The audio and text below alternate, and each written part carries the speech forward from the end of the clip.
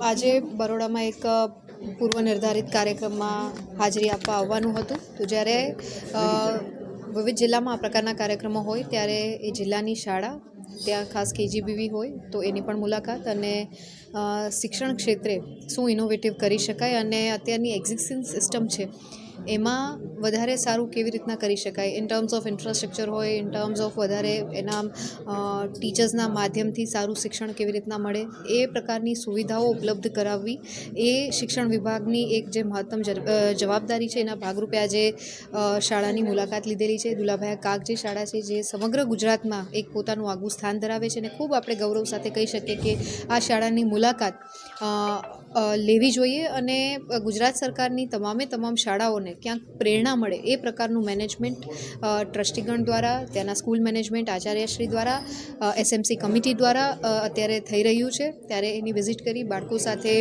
મધ્યાહન ભોજન પણ લેવાની તક મળી. આ ઉપરાંત આજે હોસ્ટેલ છે KGBV, એમાં પણ આજે મુલાકાત લીધેલી છે.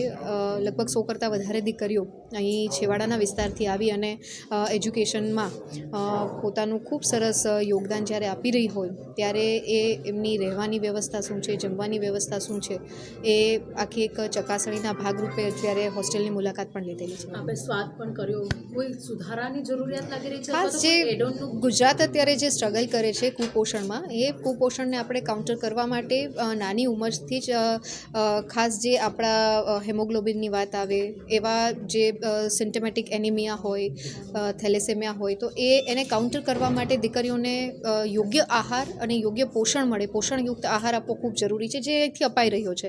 એટલે એના ભાગરૂપે ટેસ્ટ કર્યું, પણ એક સૂચન પણ એ આપ્યું કે જે નાની આપણી આસપાસ જે વનસ્પતિઓ થતી હોય, જેમ કે સરગવો છે, સરગવાના પાન એ હેમોગ્લોબિનમાં ખૂબ સારું કામ રિઝલ્ટ આપી શકે છે. તો એ પણ એક સૂચન કર્યું કે થેપલા છે, રોટલી છે, દાળનો વઘાર છે, તો એમાં મોરિંગા જે છે એનો ઉપયોગ આપણે વધારે કરવો અને બાળકોનું HB લેવલ કેવી રીતના વધે એ જોવાનો એક પ્રયાસ કેવી રીતના કરવો, એ સંપૂર્ણ રીતે એક ડિટેલ પણ મેં એમને આપી છે. પણ ખૂબ સારું મેનેજમેન્ટ છે અહીંયા.